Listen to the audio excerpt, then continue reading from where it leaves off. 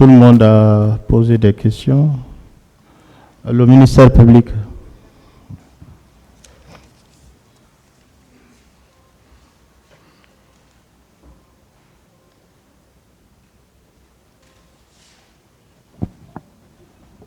Des questions.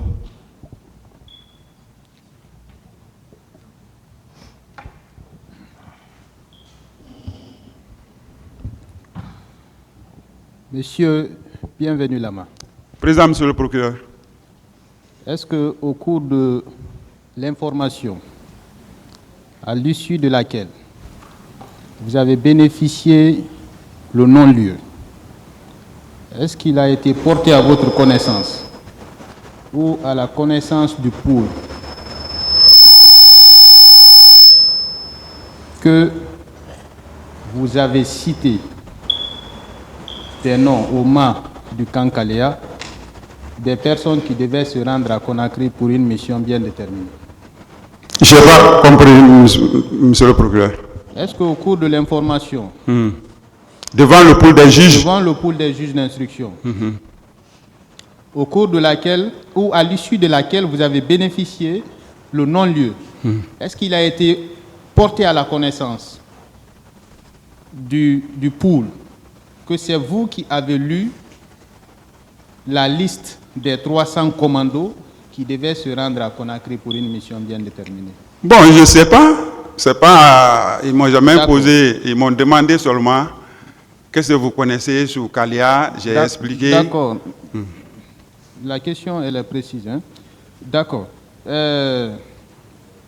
Alors, si cela n'a pas été porté à votre connaissance, ni à la connaissance du pool, et que ces faits soient exposés, Pour dire que, permettez, je n'ai pas encore posé de questions, et que ces faits reviennent sur la scène, ils ne constituent pas des faits de nature à justifier une poursuite. non, le pool des juges d'instruction m'avait demandé si des éléments avaient quitté On a Kalia. fini avec le pool. J'ai dit non.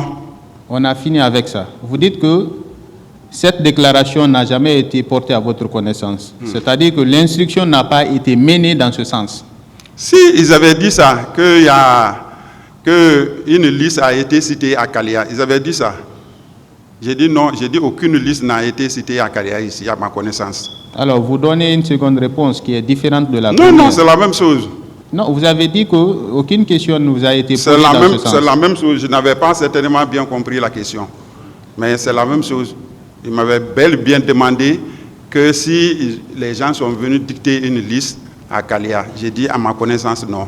Alors, est-ce qu'il a été dit en ce moment qu'il existe un témoin qui peut certifier ces faits? Si ce jour, il m'avait dit que... Oui. Bon, on n'a pas parlé de ça parce que celui qui avait parlé de moi, c'était Alpha Amadou Baldi. D'accord. Alors, si au cours du procès passé, il y a eu un témoignage dans ce sens, est-ce que ce n'est pas de nature à fortifier les charges? Non, ça ne fortifie pas. Ce dernier-là, il est venu, c'est ce que je vous dis. Non, Ils sont venus, non, monsieur le procureur, c'est là-bas nous sommes. Ils sont venus, c'est pour déplacer les faits de 66 pour venir couler à Kalia. C'est là-bas la stratégie. Leur stratégie, c'est ça. Parce qu'avant que le témoin ne vienne ici pour parler, mais tout m'avait préalablement communiqué sur RFI pour dire 250 sont venus du centre d'instruction de l'armée de mer. À supposer que une autre personne soit là. Mais tous ceux qui Je sont demande en train... votre avis, je demande juste votre avis par rapport à ça. C'est-à-dire qu'une autre personne est à votre place, qui avait bénéficié du non-lieu, et qu'un témoin surgit qui dit telle personne qui avait bénéficié de non-lieu, je certifie que c'est lui qui a procédé à tel acte et à tel autre acte. Est-ce que ce n'est pas de nature à fortifier les charges Ça ne peut pas fortifier. que le On juge doit d'instruction avait estimé légères? Non, on doit vérifier d'abord comment, sur quelle base les juges se sont basés pour lui donner le non-lieu. est-ce que ça ne mérite pas un examen? Non. Cette déclaration accablante. Mais avant d'abord de faire l'examen, on doit d'abord chercher à savoir, mais sur quelle base les juges se sont basés pour l'accorder le non-lieu. D'accord. On ne peut pas dire seulement, quelqu'un ne peut pas venir s'arrêter, il dit c'est telle personne, et le lendemain on dit arrêtez-le. On va évoluer. D'accord, monsieur le président. Est-ce qu'il existe un règlement qui interdit qu'un gendarme participe à la formation d'un fantassin? Ça, c'est la tradition, ça. Le gendarme ne forme jamais un fantassin. Non, c'est vous qui le dites ou bien il y a un texte? Non, il y a un test. En la il y a un matière. test, c'est général. Vous pouvez me rappeler le test? Bon, je me rappelle pas, mais ce qui reste clair, aucun gendarme ne peut former un fantassin. Ça, c'est la règle. D'accord. Est-ce qu'il n'est pas arrivé dans l'histoire de la formation en Guinée que les gendarmes et les fantassins fassent la formation de communes de base ensemble? Oui. Lorsqu'on vous recrute, j'ai bien dit, à partir de promotion 90, promotion 93, on recrutait les éléments. On nous envoyait dans les centres de formation. À l'époque, il y avait Kindia et Kankan. Dès après la formation commune de base, la gendarmerie se présente. C'est possible, oui ou non? Non, si vous disiez que c'est pour les fantassins. Est-ce que c'est possible ou est-ce qu'il a existé par le passé que les fantassins et les élèves gendarmes fassent la commune de base ensemble? Négatif, c'est pas possible. C'est-à-dire, on recrute, on fait un recrutement. C'est ce que je vais vous expliquer pour que vous compreniez, monsieur le président. On fait un recrutement. À la fin de la formation commune de base, la gendarmerie se présente. La gendarmerie organise un test. À l'issue de ça, la gendarmerie, ceux qui répondent au test, ils sont récupérés par la gendarmerie et ils vont à la gendarmerie. La marine aussi vient, la marine fait la même chose. Voilà. Mais dire qu'une formation est créée tout de suite, on dit lui c'est un élève gendarme, il vient rentrer dans la formation. Fantassin, il vient rentrer dans la formation. Non, ça ne se passe pas comme ça. Non, c'est que certainement nous parlons de la même chose. C'est-à-dire après le recrutement, les 4 premiers mois, c'est une formation commune de base. Les 6 mois. Les 6 mois, n'est-ce pas? Ils suivent cette formation-là ensemble, oui ou non? Oui. D'accord. C'est après, à l'issue de ces 6 mois, que la spécialisation intervient, oui ou non? Tout à fait. Très bien. Les recrues qui sont venus courant mois de juin ne s'inscrivaient pas dans ce cadre? Non.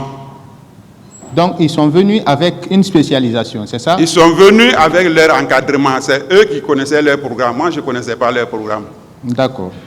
Alors, à l'une des questions de votre conseil, vous avez dit qu'au moment des faits, il n'y avait aucun élève gendarme à Kaléa. Est-ce que vous maintenez cette réponse? Notre école était vide. C'est à cause de ça, je suis allé là-bas pour préparer le recyclage des escadrons et préparer les futurs commandants d'escadrons qui devraient aller à Hawaï.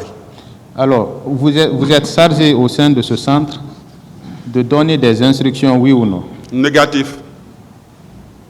De dispenser la formation, oui ou non? S'il y a des élèves gendarmes et que je suis habilité à participer à leur formation. Écoutez, vous dites que vous êtes instructeur à Kaléa. Oui. N'est-ce pas? Ça veut dire que vous êtes chargé de dispenser la formation au sein de ce centre, n'est-ce pas? Aux élèves gendarmes. Aux élèves gendarmes. Moi, je suis d'accord avec vous. Et il y a quelques gradés. D'accord, on est d'accord. Mais l'objectif de votre présence là-bas, c'est dispenser des cours aux élèves, oui ou non? Oui. D'accord. Vous dites qu'au moment des faits, il n'y avait pas d'élèves. Quelle était alors la raison ou les raisons de votre présence là-bas? Monsieur le professeur, c'est ce que je vous ai dit. J'ai dit j'ai suivi une formation au Cameroun. À mon retour du Cameroun, dans l'appréciation, ça a été précisé, ils ont demandé à la gendarmerie de me garder dans une position opérationnelle, tout en m'employant en école pour préparer les futurs commandants d'escadron qui devraient aller à Hawaï au Cameroun. C'est ainsi le blanc m'a appelé. Je me suis retrouvé avec le blanc, nous avons discuté. J'ai dit, au lieu de préparer les futurs commandants d'escadron, j'ai dit, le commandant d'escadron est formé à 2 niveaux. Il est formé en classe, mais il est formé sur le terrain. J'ai dit, par conséquent, je vous propose qu'on organise un cours de recyclage des escadrons de Conakry. J'ai dit comme ça, les futurs commandants d'escadron qui doivent aller au Cameroun, on va les intégrer dans ces escadrons-là, on va les mettre dans une situation réelle. Alors, ça a été accepté. Maintenant, il fallait préparer cette formation de recyclage avant l'arrivée de ces stagiaires. C'est ce que j'étais en train de faire et que les recrues là sont arrivés à l'école. D'accord. En tant qu'instructeur à Kaléa à l'époque, vous étiez sous la subordination de qui? Je relevais de l'état-major de la gendarmerie. D'accord. La structure administrative en place, vous releviez de qui au sein du centre, au centre? S'il y avait un directeur, je relevais du directeur. D'accord. Et Donc, le directeur, précisément le directeur des études. donc, il n'y avait pas de directeur au moment des faits? Oui, les élèves gendarmes étaient partis. Je suis venu pour préparer le recyclage. D'accord. La question est répondue. Il n'y avait pas de directeur. Est-ce que vous confirmez que vous étiez la seule autorité sur place à la veille des événements du 28 septembre? Non, je n'étais pas autorité pour qui? Je ne pose pas de questions. Je n'étais pas autorité des recrues qui étaient là-bas. Bon. Moi, je n'ai pas parlé de recrues d'abord. Je parle du centre en général. Vous étiez la seule autorité au centre, oui ou non? Non, si je vois sous les installations, je vois quelqu'un qui est en train de vandaliser les choses, je lui dis non de ne pas le faire. D'accord. Ça veut dire que vous aviez une autorité sur ce qui était là. Je n'ai pas une autorité, mais quand je vois quelque chose qui est anormal, je corrige. En vertu de quoi? Ah, je suis un officier de la gendarmerie. Au-delà d'être officier. Non, je suis un officier. Si je vois quelque chose qui est anormal dans mon école, mais je m'impose, je dis non, ça c'est pas normal. D'accord. Corrélativement, est-ce que vous n'aviez pas aussi le pouvoir de leur donner des instructions? Négatif. Je ne donne pas des instructions. Pourquoi? Ils étaient venus avec les formateurs. Pourquoi? Non, je ne faisais pas partie de leur formation. Comment je peux leur donner des ordres? Alors pourquoi vous les interdirez de faire quoi que ce soit? Ah non, là je ne peux pas accepter. Par exemple, s'il y a un parcours de combattants, je vois des gens qui viennent couper les fers, mais je les dis d'arrêter. En vertu de quel pouvoir? En tant qu'officier. D'accord. En tant qu'officier. Oui. Et les autres en tant que recrues. Est-ce qu'on ne peut pas dire que vous aviez le pouvoir de leur donner instruction? Non, je ne donne pas, je lui dis ce que tu fais là, il ne faut pas faire ça ici. Et s'il refuse? Est-ce que non, vous avez un pouvoir de sanction? Il ne peut pas refuser. À supposer qu'il refuse, est-ce que vous avez un pouvoir de sanction? Non, j'informe son directeur de stage. Je lui dis, mais vos éléments sont en train de faire ça, ils sont en train de faire ça. D'accord. Alors, est-ce que vous connaissez un certain Adjan Bamba? Si je le vois, oui. Vous n'avez jamais collaboré avec un certain Bamba? Non. À Kaléa? Non. D'accord. À la veille des événements du 28 septembre 2009, vous avez désigné 300 commandos. Qui vous a demandé de désigner ces 300 commandos pour Je n'ai jamais désigné 300 commandos. Quel était le but de cette mission qui devait se passer à Conakry? Je n'ai jamais désigné des commandos à Calais, je n'ai jamais désigné quelqu'un. D'accord. Il est acquis au débat ici que les commandos, en tout cas les recrues, sont sortis de Kaléa à la veille des événements du 28 septembre. Tout m'a dit aussi, le 16 décembre, que des nouvelles recrues ont quitté Siam. Je ne parle pas de Toumba. Moi, non, c'est ça. Moi, je parle vous ne pouvez pas écarter ça. On ne peut pas écarter ça, ce procureur. Peut-être ça fera l'objet d'un débat. Mais on ne peut pas écarter ça. Pour le moment, nous posons des questions relativement aux faits qui vous sont reprochés. Alors, si vous avez donné des instructions aux commandos, 300 commandos, c'est sur la recommandation de qui? Et quelle était la mission à Conakry? Je n'ai jamais désigné, je n'ai jamais donné des instructions. Alors, s'il est avéré il est admis que les recrues sont sortis à la veille des événements du 28 septembre de Kalea et que ces recrues ont commis des crimes crapuleux en tant que la seule autorité à Kalea qui peut être tenue responsable de ces agissements. J'ai dit aucune recrue n'a quitté Kalea à ma connaissance. Alors, à supposer que les recrues soient sortis du centre et qu'ils commettent des crimes, qui en est responsable? Vous parlez de supposer. Moi, je vous dis, personne n'a quitté Kalea. Je ne connais pas qui peut être responsable. Je dis qui personne n'a quitté Kalea. D'accord. Merci, Monsieur le Président. Nous avons fini. Merci, Monsieur le Président. À la suite de la question de mon collègue, permettez également que je pose certaines questions à mon colonel.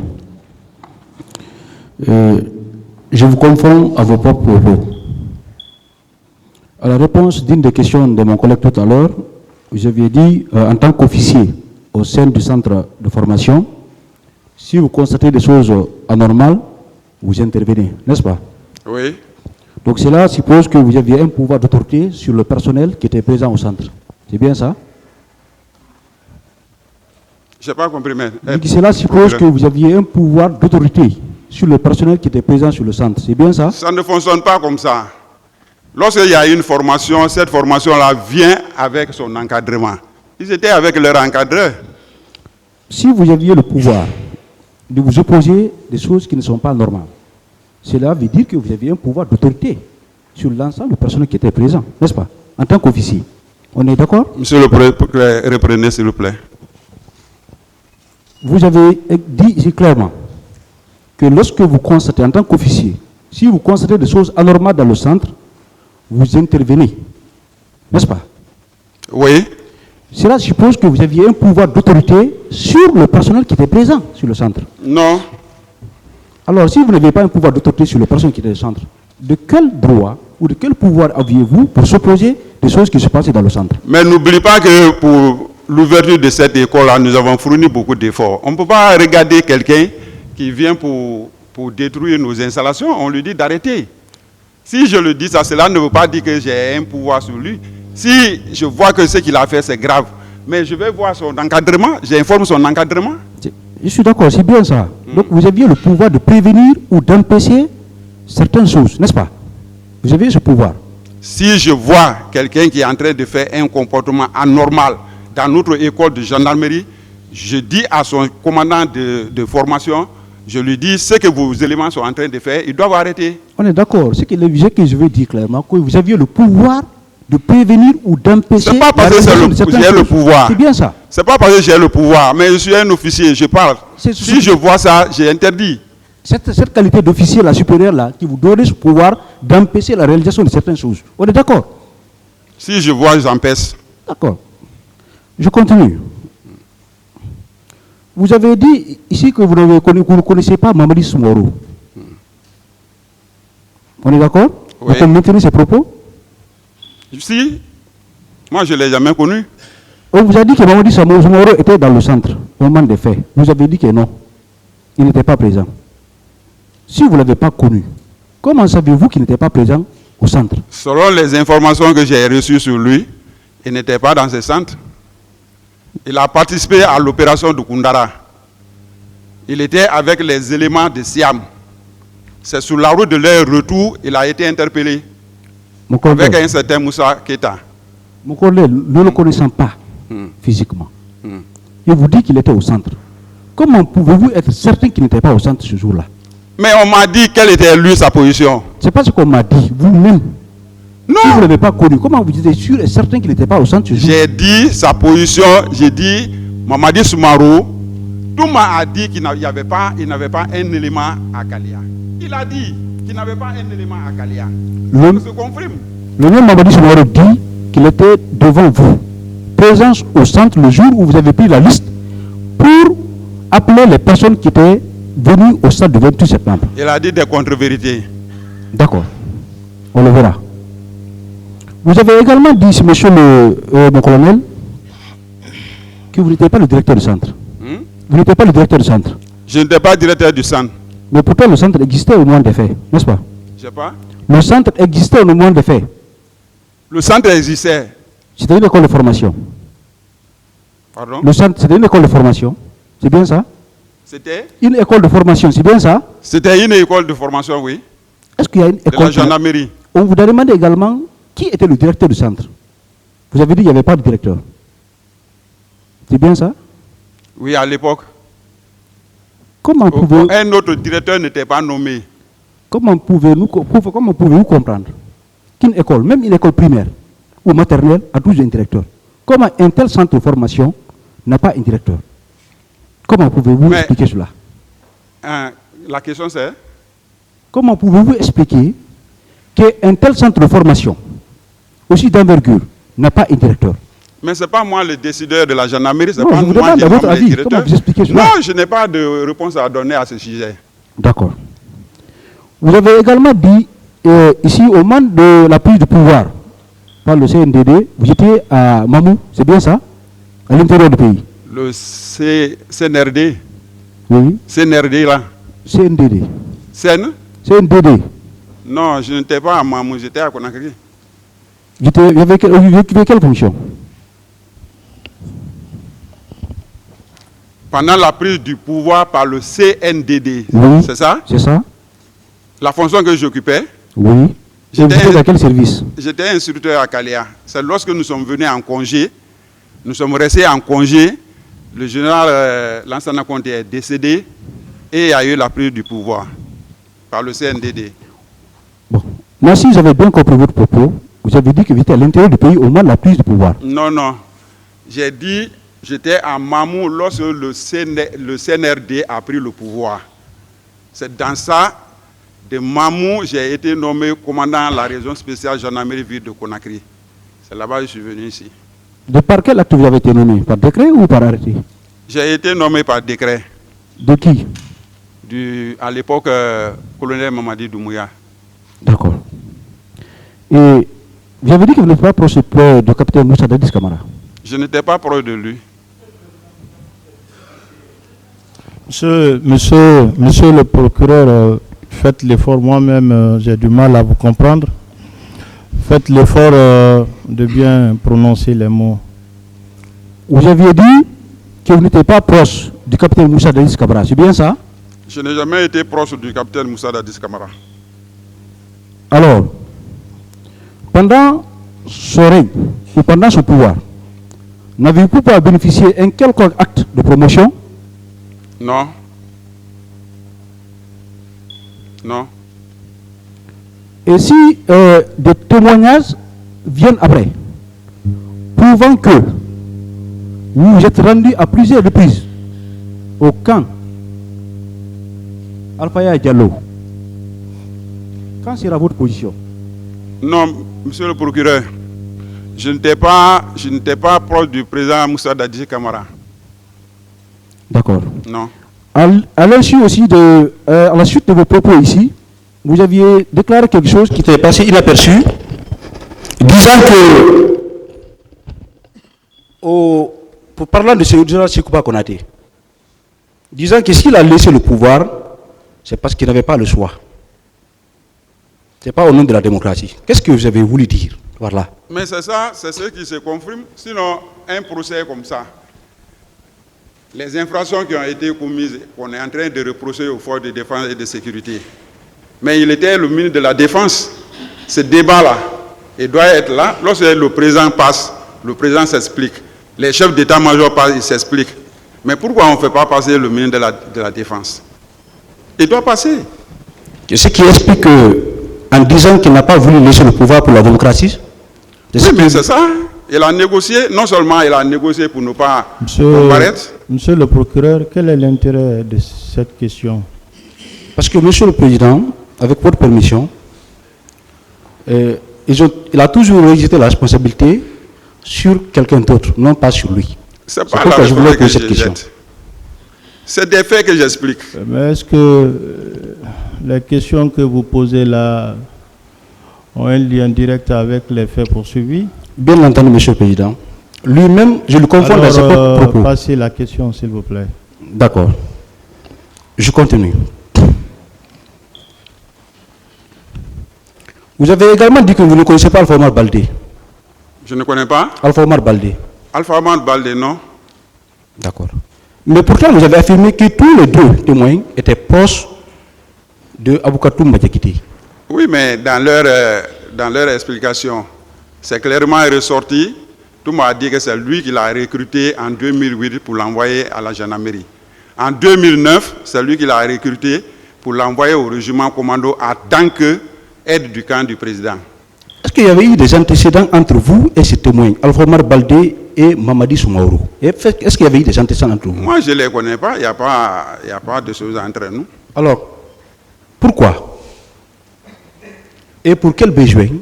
Ces deux personnes pourront vous accuser d'être ce jour c'est leur stratégie. Au centre de formation. Il fallait défendre. Il faut défendre Siam. Il faut défendre les éléments qui sont allés prendre là-bas. Il faut les défendre. Dans ça, il faut déplacer les faits. Tu crées des témoins pour que ces faits-là, vous venez coller à Kalia. C'est la stratégie. D'accord. Monsieur le Président, Monsieur le Procureur, je vous remercie.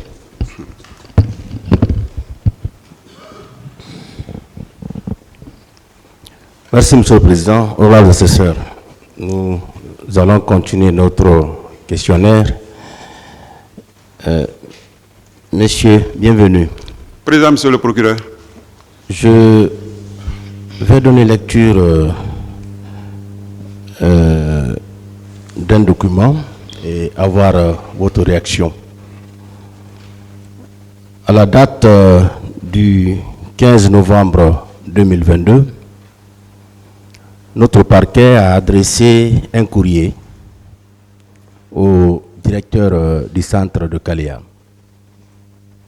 Il s'agit du courrier numéro 9, nous allons produire après, Monsieur le Président. Et ce directeur a répondu,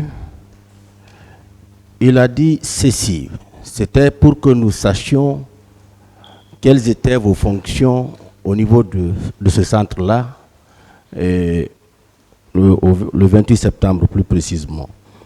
Le directeur a dit ceci dans son courrier, juillet 2009-2010, arrivée des soldats du CNDD, recrutement et formation des soldats du CNDD. Cette formation ne relevait pas du commandement de la gendarmerie. Directeur du centre, bienvenue Lama, lieutenant, bienvenue Lama. Directeur des études, lieutenant Jean-Louis Ogumou. Recrutement sous le régime du capitaine Moussa Dadis Kamara. Voici ce que dit le courrier. Quelle est votre réaction par rapport à ça? Merci, Monsieur le Procureur. D'abord, par rapport à la lettre réponse du colonel directeur de centre d'entraînement des forces de gendarmerie de Kalia à l'époque, je crois que c'est le colonel Agib Moutatal, c'est ça? Bon, sa correspondance-réponse, ça ne peut pas prospérer dans ces débats. Malgré que vous avez pris au milieu, parce que vous avez demandé à Tal de vous faire parvenir les registres, la liste des recrues et éventuellement la liste de l'encadrement guinéen et expatrié. Mais dans votre correspondance, il a répondu, après les revues, il n'a trouvé aucune pièce. Moi, si je ramène le dossier à la définition de la police judiciaire, on recherche les infractions, les crimes, délits et contreventions, on rassemble les preuves, on arrête les auteurs et on les livre aux tribunaux chargés de les punir. Monsieur le procureur, Monsieur le Président, vos preuves, c'était lorsqu'il vous déposait les registres et tout ce qui concernait comme matériel. Il n'a pas pu le faire. Il descend en bas, il fait la chronologie des directeurs de Kalia. Comme vous venez de le dire, 2009-2010, il a dit que l'arrivée des soldats du CNDD et cette formation ne relevait pas du commandement de la gendarmerie. Monsieur le procureur, Moi, je vous ramène sur mon audition de fond le 20 septembre 2012. J'ai dit, je ne faisais pas partie de leurs formateurs. Colonel, bienvenue. Si je comprends bien, monsieur le procureur veut savoir cette période indiquée là. Est-ce, colonel, bienvenue, Lama, c'était lui le directeur du centre.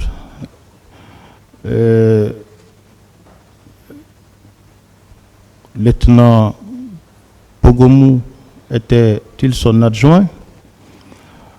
C'est ça la question, monsieur le procureur? C'est bien ça, monsieur le président. C'est juste ça. D'accord. Je n'étais pas le directeur et le colonel Jean-Louis et moi, nous n'avons jamais travaillé ensemble depuis que nous sommes à la gendarmerie. Votre question est répondue, monsieur le procureur? Oui. Alors, ce 28 septembre-là, vous étiez combien d'instructeurs là-bas? Le 28 Au septembre, compte de la gendarmerie. Moi, j'étais seul. J'étais seul, monsieur le président, oui. Procureur. J'étais seul. Vous étiez le seul à dispenser des cours en ce moment là-bas? Moi, je ne dispensais pas des cours. J'étais là-bas, je préparais le cours de recyclage et préparer les commandants d'unité qui devraient aller au Cameroun. C'est ce que j'étais en train de préparer et ça a coïncidé à leur arrivée. D'accord. Je ne faisais pas partie. Vous avez vu, s'il vous plaît, monsieur le procureur, en 2012, moi j'ai dit que je ne faisais pas partie des formateurs. En 2022, c'est-à-dire 10 ans après, Tal dit que cette formation ne relève pas du commandement de la gendarmerie. Par rapport à ça, moi je ne suis pas gendarme. Je suis gendarme. Est-ce que les fantassins, que ça collabore. Les fantassins s'y trouvaient quand même? Est-ce que les fantassins étaient là? Pendant le 28 septembre 2009. Ils étaient là-bas avec les formateurs, ils étaient là-bas. D'accord. Ils étaient venus en votre présence ou je suis venu de Conakry, je suis venu les trouver là-bas parce que le premier groupe est arrivé le 31 juillet en provenance de Cancan. Alors, moi, c'est vers le 6 août que je suis arrivé à Kalia. Je les ai vus là-bas. Vous avez une idée sur leur nombre? Non, je ne me suis pas trop intéressé. Parce qu'ils étaient avec des blancs, je ne me suis pas intéressé. D'accord. Et Soumaoro, est-ce que vous l'avez connu avant le 28 septembre? Moi, je ne l'ai jamais connu. Et comment vous avez su qu'il était le féticheur de Toumba? Oui, mais c'est des informations que j'ai reçues. Et de qui? Avec beaucoup de personnes. De qui, par exemple? Non, je ne peux pas dévoiler ça, monsieur le procureur. Mais parce que si vous dites qu'il était le féticheur, c'est que vous avez cru. Il était le féticheur. Regardez bien dans son audition, il parle de ça. Il était le féticheur, c'est Touma qu'il a pris à Ouassoro pour être à Conakry. Quelqu'un que vous n'avez jamais connu. Quelqu'un que vous n'avez jamais vu auparavant. On vient vous dire qu'il était le féticheur de tel. Oui, c'est parce qu'il a été arrêté avec un élément de Siam, qui est Moussa Keita. Vous connaissez Moussa Keita? Je connais Moussa Keita. Il était une des recrues également de Kaléa? Non, lui il était à Siam. À Siam? D'accord.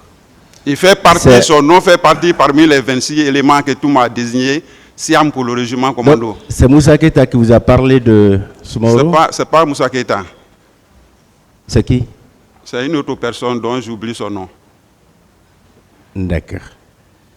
Et puisqu'on nous permet de vous poser des questions sur la procédure pénale, est-ce que vous savez qu'au moment où le juge d'instruction est en train de rendre son ordonnance, certains éléments peuvent lui échapper? Bon. Mais ça lui échappe. Mais pendant mon audition de fond, moi j'ai fait des déclarations. Est-ce que vous savez, mon colonel, qu'au moment où le juge d'instruction est en train de rendre son ordonnance, certains éléments, même du dossier, peuvent l'échapper? Est-ce que vous le savez? Moi, je ne sais pas. Je n'ai jamais été juge d'instruction. Ah, puisqu'on vous a posé beaucoup de questions sur les cabinets d'instruction, oui, vous avez répondu. Moi, j'ai répondu aussi à beaucoup de questions et j'ai apporté beaucoup de preuves aussi par rapport à Siam. Mais dans l'ordonnance de renvoi, je me suis rendu compte que tous ces éléments que j'ai produits ont été enlevés dans l'ordonnance de renvoi parce qu'il n'a jamais parlé de Siam. Et pourtant, dans mon audition de fond, j'avais parlé de Siam. J'ai même parlé de cette interview. Est-ce que vous savez, le procureur est indépendant lorsqu'il doit poursuivre? Ça, je n'ai aucune idée. Parce que je n'ai jamais Il est été indépendant. procureur. Il ne dépend de personne quand il doit poursuivre. Le procureur peut poursuivre même sur la base de simples dénonciations. Simple présomption, le procureur peut poursuivre. Qu'il fournisse un document, qu'il ne fournisse pas un document, dès qu'il a la conviction qu'un fait a été commis par telle personne, il peut poursuivre l'intéressé. C'est ce qu'on appelle l'opportunité de la poursuite. Donc on ne se focalise pas sur un document. Même sans ce document, le procureur peut poursuivre. Peut-être vous le savez. Ou bien vous ne savez pas ça? Monsieur le procureur, je n'ai jamais été procureur, je ne maîtrise pas tout ça. Tout à l'heure, vous avez parlé du procureur hein, avec vos conseils. C'est pourquoi nous revenons. Parce que nous représentons la société. Le procureur représente la société.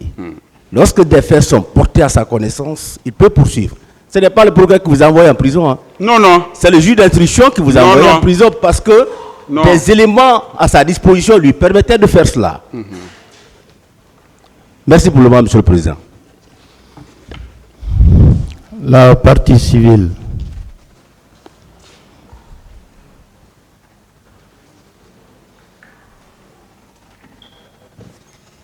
Y a-t-il des questions?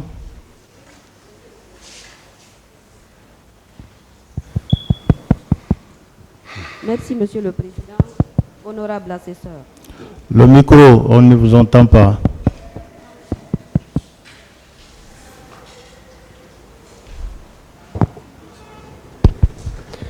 Merci, Monsieur le Président. Honorable assesseur.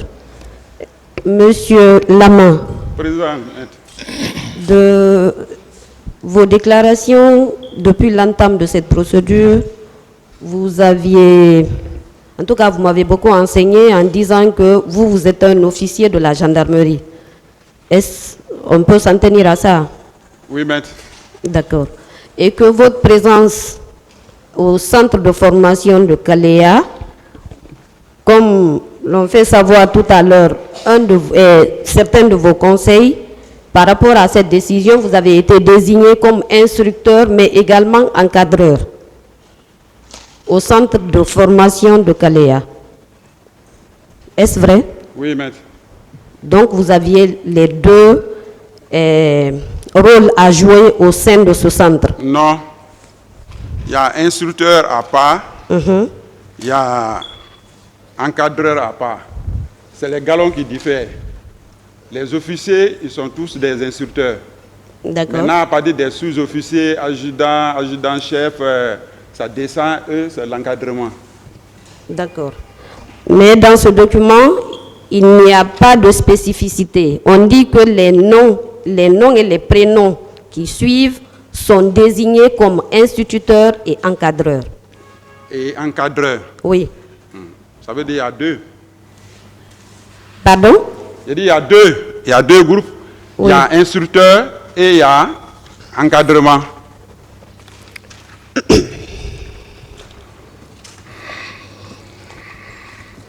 Je parle de la pièce vous désignant instituteur au sein du centre de formation de Kaléa.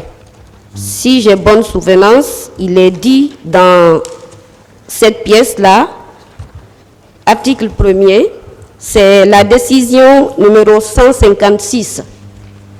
Il est dit, décide, article 1er, les militaires de gendarmerie dont les prénoms et noms suivent sont mis à la disposition du commandement des écoles de gendarmerie de Somphonia et de Kaléa en qualité d'instructeurs et d'encadreurs. Ce sont, et dans la liste, les noms suivent. Vous êtes au 14e sur la liste, Monsieur Bienvenu Lama. Et dans cette liste, comme je le disais tantôt, il n'y a pas eu de différenciation par rapport à ceux qui devaient assumer le rôle d'instructeur et ceux qui devaient assumer le rôle d'encadreur. En tout cas, dans ce document-là, c'est vous qui venez de nous dire qu'il y a eu une différence, qu'il y a deux catégories, il y avait des instructeurs et des encadreurs. Cette différenciation a été faite à quel niveau? C'est les galons. D'accord. Et de vos déclarations également, vous soutenez, sans vous tromper, vous dites qu'au moment des faits, aucune recrue n'est sortie de Kalea. Vous maintenez cette déclaration? À ma connaissance. Oui, vous maintenez cette déclaration? Je maintiens. D'accord. Et quels sont les moyens que vous disposiez ce jour pour vous rassurer qu'il n'y a pas eu de recrue qui a quitté Kalea pour une toute autre destination? La question qu'ils ont posée, c'est la question à laquelle j'ai répondu. J'ai dit, à ma connaissance, aucune recrue n'a quitté Kalea, à ma connaissance. Justement, vous n'étiez ni instructeur des recrues, ni encadreur des recrues. Je reviens sur la question. Quel élément vous disposiez pour vous convaincre, pour convaincre ce tribunal qu'aucune recrue n'est sortie de Kalea? Quel élément? Parce que vous n'étiez pas responsable des recrues. L'élément que j'ai, c'est la réponse que j'ai donnée. Laquelle? J'ai dit, à ma connaissance, aucune recrue n'a quitté Kalea. C'est basé sur quoi, justement, ce que je veux savoir? Bon, mais ce qui me cite là, c'est basé sur quoi? Vous ne posez pas de questions, monsieur Lamant. Je ne pose pas de questions. Vous répondez juste si vous le voulez. Colonel, vous ne posez pas de questions. Merci, monsieur le président. Je ne pose pas de questions. Oui. J'ai dit, ils m'ont posé la question que des recrues ont quitté Kalea. J'ai dit, à ma connaissance, aucune recrue n'a quitté Kalea. C'est moi qui vous pose cette question maintenant. Vous l'aviez déjà répondu, mais moi je demandais que parce que vous avez donné cette réponse, c'était sur quel élément? Est-ce juste parce que vous n'avez pas constaté, vous n'avez pas vu ou bien on ne vous a pas rapporté? Bon, moi les éléments qui étaient venus là-bas, en les voyant, l'état qu'ils étaient dedans, moi dans ce cas-là, j'ai dit, je ne crois pas si une recrue a quitté Kalea, je ne crois pas. Vous ne donnez pas des choses de formation aux recrues. Et vous avez dit aussi également lors d'une des questions, je ne sais pas, de la défense, vous dites que comme les recrues là étaient à Kalea, ils n'ont pas fait la durée nécessaire, selon vous, c'est 6 mois le minimum, qu'ils n'étaient pas à même d'intervenir dans une, comme le stade du 28 septembre. Vous êtes gendarme, vous n'êtes pas un formateur de l'armée de l'armée. Comment est-ce que vous pouvez savoir que ces recrues étaient aptes ou pas à intervenir dans une situation pareille? Mais maître, oui, vous monsieur savez, Lamant. les éléments, les éléments que j'ai vus là-bas, les éléments qui cherchaient même de quoi manger, je ne peux pas croire que ces éléments-là, on peut les mettre dans une telle situation. Je ne crois pas. C'est ce que je suis en train de dire. En les voyant comme ça, la manière que je les ai vus là, c'est dans ce cadre-là, moi je dis à ma connaissance, je ne crois pas si une chose, ces recrues-là sont sortis de Kalea.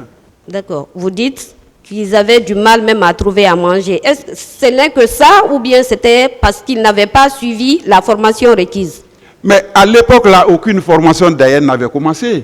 D'accord. Ils étaient dans une période de regroupement. D'accord. Et vous dites également qu'au moment des faits, il n'y avait aucun élève gendarme dans le centre. Vous étiez là pour préparer d'éventuelles formations. Vous maintenez cette déclaration? Je maintiens. Vous avez dit ici également que les éléments qui ont intervenu, en tout cas selon vous, au stade du 28 septembre, étaient les éléments de Siam. Moi, je n'ai jamais dit ça. Quels sont les éléments qui sont partis au stade du 28 septembre? Je n'ai jamais dit ça. c'est Toumba qui a dit dans son interview. C'est ce que comment on appelle ça? C'est ce que j'ai dit, ce que Toumba a dit, c'est ce que j'ai répété. C'est Toumba qui a dit que 250 sont venus du centre d'instruction de l'armée de mer. Quand il était en interview avec le journal français Olivier Rouget, ça c'était le 16 décembre 2009. Donc vous vous êtes basé sur l'interview de M. Toumba pour dire, pour confirmer ou quoi? Non, parce que lui, il a déclaré lors de son interview. Et vous avez dit ici, lors de la première audience, que selon vous, c'est la pièce maîtresse de cette procédure, selon vous. C'est cette interview-là qui m'a donné le non-lieu. Parce que les gens se sont rendus compte que Siam est différent de Kalia. D'accord. Si ils se sont basés sur l'interview-là pour vous accorder le non-lieu, aujourd'hui, dites-moi, qu'est-ce qui fait que vous êtes présent dans cette procédure aujourd'hui? Mais ils ont changé de stratégie. Ils ont changé de stratégie. Lorsqu'ils se sont rendus compte, Touma a parlé. Tu sais, Touma a parlé quand? Il a parlé après que les événements du 28 septembre a passé. Il y avait tous 2 mois, 2 semaines, 2 jours. Il a fait cette interview. Après, ils se sont rendus compte que si on va sur ce terrain-là, c'est eux qui sont allés prendre des éléments là-bas. Ça va mal se passer. Alors, il faut chercher à déplacer les faits pour venir coller à Kalia. Ça a été la stratégie. Et M. Diakité était-il le directeur du centre de Siam? Ou bien un responsable ou un formateur? Mais c'est le ministre de la Défense, ça relevait du ministère de la Défense. Oui, ça relevait du ministère de la Défense. Je parle du rôle particulier de M. Toumba dans la formation des éléments de Siam. Mais Toumba a dit que lui, le quota qu'il a eu, il dit que ces éléments étaient là-bas. Je ne parle pas de l'interview de Toumba parce que c'est pas l'interview. De la déclaration de M. Diakité. Ce n'est pas lui qui comparait ici. Je parle de vous. Parce que les notes que j'ai prises de la première audience, c'est sur ces notes-là que je vous pose des questions. Oui. Ce n'est pas M. Diakité qui est là. Donc, moi, je vous demande, est-ce qu'au moment des faits, M. Diakité était-il un formateur, un encadreur ou bien un instituteur au centre de formation de Siam? Je ne sais pas, ce qui est clair, c'est centre relevait 2. Le centre relevait? Ça relevait 2. 2. Qui, s'il vous plaît? Touma et le ministre de la Défense. D'accord.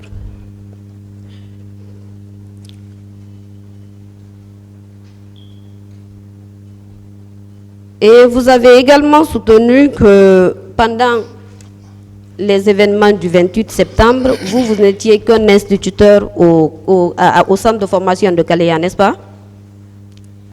C'est ça. Et qu'au moment des faits également, le centre n'avait pas de directeur. Oui, l'école, oui. Oui, je parle de l'école. Le directeur qui était nommé, le directeur était à chose ici, comment vous appelez? Il était au bureau opération et instruction. D'accord. Donc, au moment des faits, vous étiez le seul responsable, même en l'absence de recrues, d'élèves gendarmes. Non. Moi, j'étais là-bas pendant cette période par rapport à une mission très précise.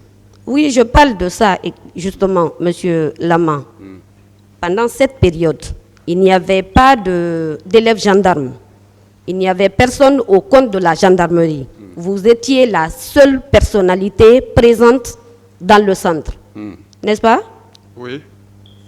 Et c'était également pour préparer d'éventuelles formations que vous projetiez. C'était ça? Affirmatif.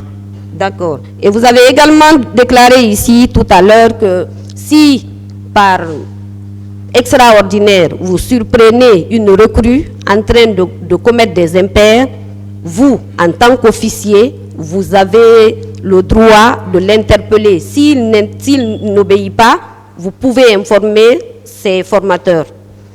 Oui. En quelle qualité? En tant qu'officier. En tant qu'officier. Oui.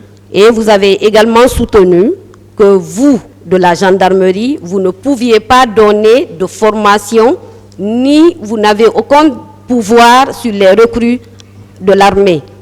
La discipline est différente de la formation. D'accord.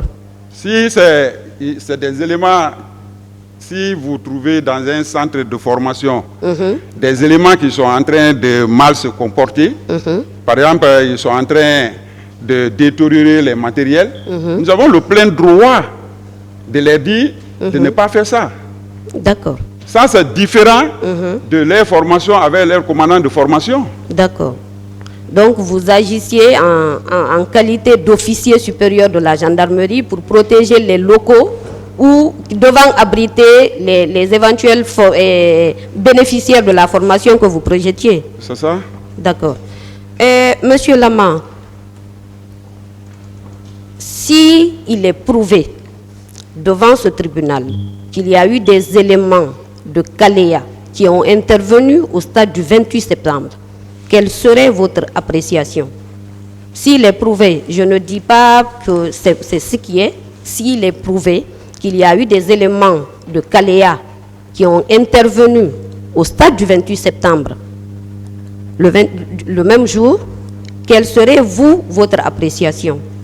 Moi, je n'ai pas d'appréciation à donner. La seule chose que j'ai à dire, j'ai dit à ma connaissance, aucune recrue n'a quitté Kalea. Non, ça, on est d'accord là-dessus. On est d'accord là-dessus. Je disais que si il est avéré ici qu'il y a eu des éléments de Kalea qui ont intervenu au stade du 28 septembre, quel serait vous? Parce que vous avez soutenu que personne n'a quitté, à votre connaissance, bien entendu. Mais moi, je n'ai pas de réponse pour ça. D'accord. Juste une question de curiosité, Monsieur Lama. Pendant la formation commune de base, c'est toutes les personnes qui ont entendu parler de l'appel qui viennent.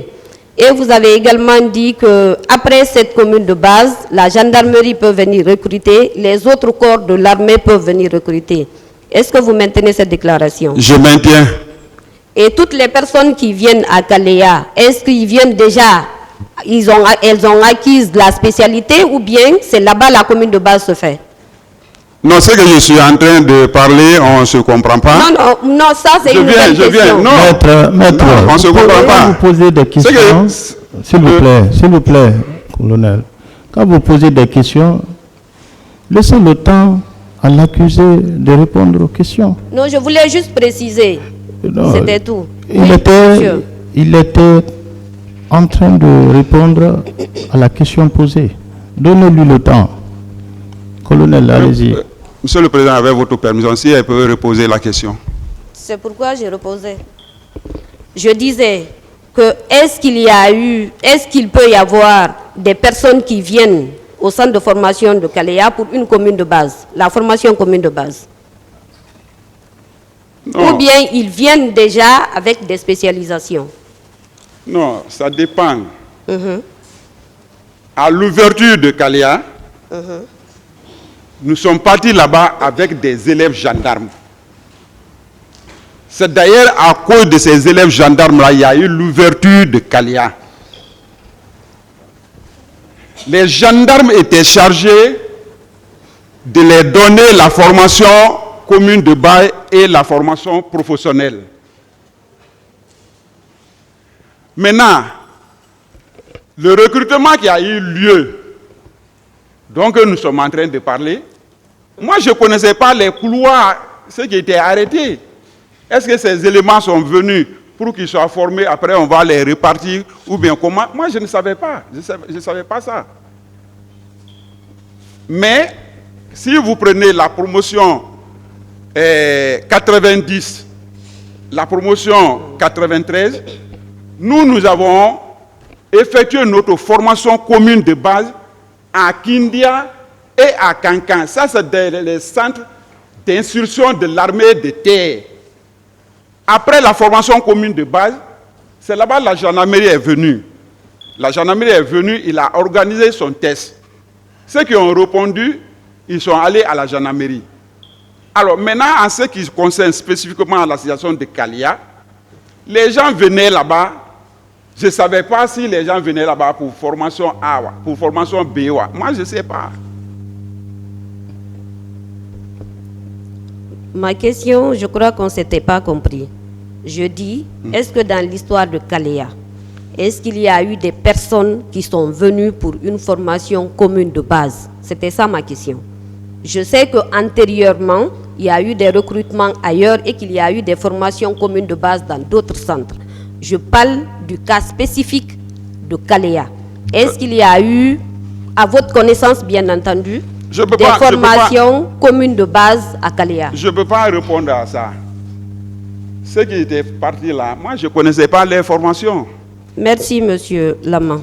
Merci, Monsieur le Président.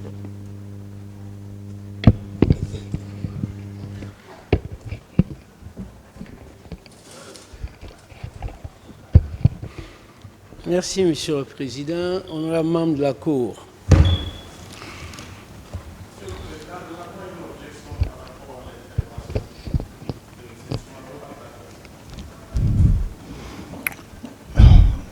Quelle est votre objection, maître?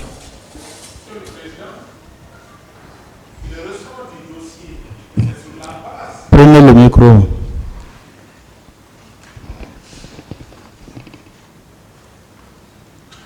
Le ressort du dossier que c'est sur la base du témoignage de M. Soumaoro que la présente procédure est engagée.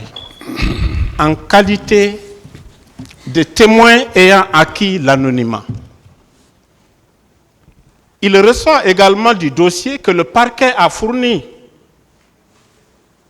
une lettre, disons un document dans lequel il a précisé le nom de l'adjudant-chef Mamadi Soumaoro en qualité de témoin.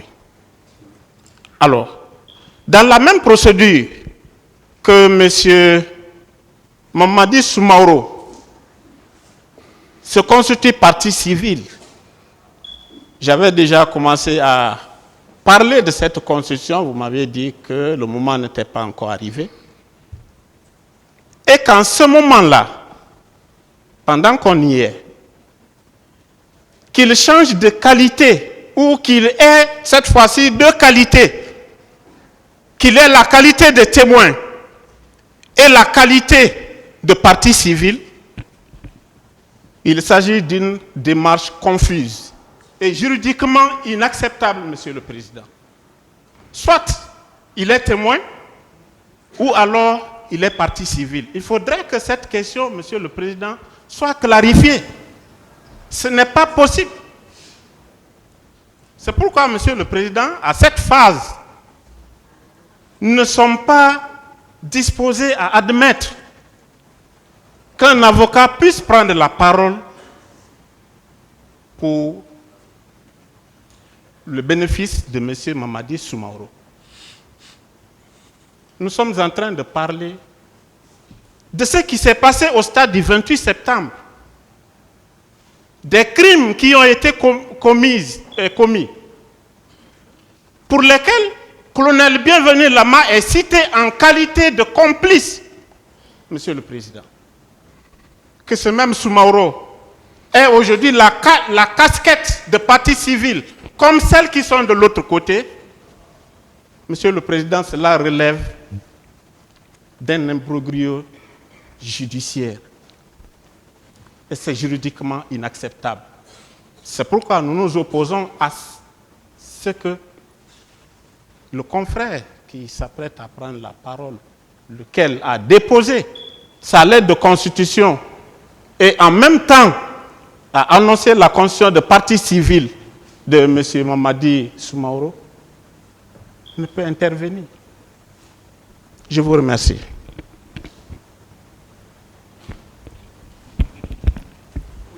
Vous avez fini? Oui, Monsieur le Président. Je voudrais enchérir, Monsieur le Président, si vous prenez la liste des témoins que le parquet entend faire comparaître par devant votre juridiction criminelle, en premier lieu, c'est le nom de M. Soumaoro qui y figure. En premier lieu. Donc, on se demande en quoi il peut changer à plus de 90 degrés, vraiment de casquette de témoin à celle de partie civile, Monsieur le Président. Qu'il vous plaise de ne pas accepter, Monsieur le Président, que votre tribunal soit mis dans ce jeu-là. Nous vous remercions. Le ministère public a quelque chose à dire.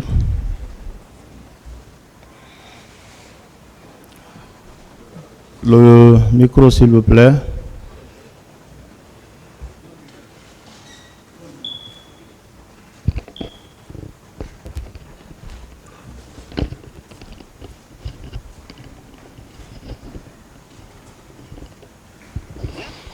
Merci, Monsieur le Président, honorables assesseurs. Le ministère public retient M. Mamadi Soumaoro comme étant témoin. Il n'est plus sous anonymat. Il a comparé devant le juge d'instruction.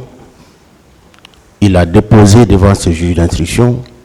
Et lorsque vous lisez l'ordonnance qui renvoie M.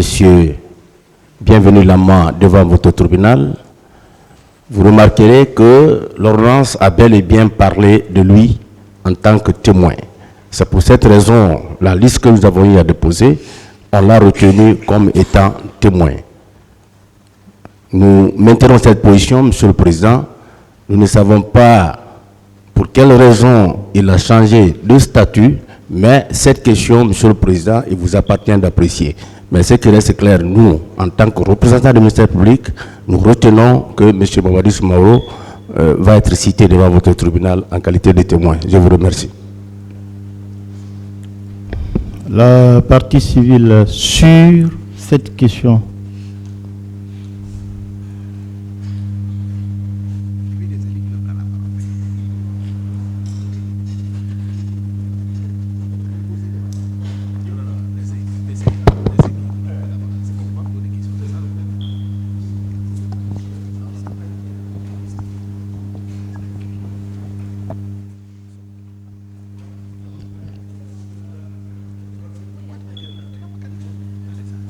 La partie civile.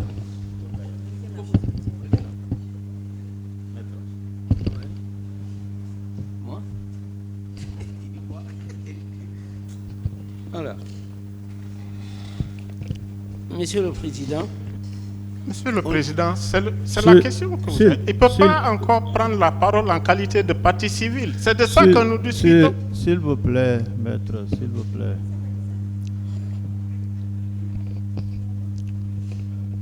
Est-ce que Maître Doumbia, du moment où cette question n'est pas encore tranchée, j'ai pas compris. Du moment où cette question n'est pas encore tranchée, le tribunal veut se rassurer si y a un autre avocat de la partie civile qui souhaiterait prendre la parole. Merci, Monsieur le Président. Voilà, Monsieur le Président, je vous remercie. Alors, en tout cas, au nom de mon collectif, nous pensons que M. Mamadi Soumaoro, qui a été cité comme témoin, doit le rester dans cette affaire. Puisque nous pensons que les deux qualités ne peuvent pas cohabiter dans ce dossier. C'est pourquoi nous vous demandons, dans votre sagesse, de prendre la décision qui s'impose. Je vous remercie, Monsieur le Président.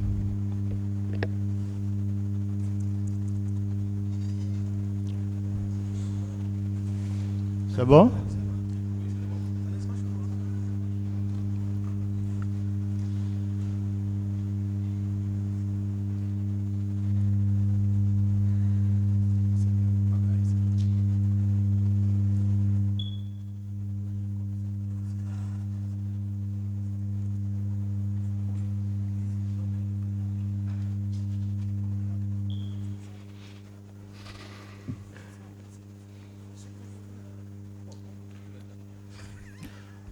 Alors, sur cette question, pour le moment,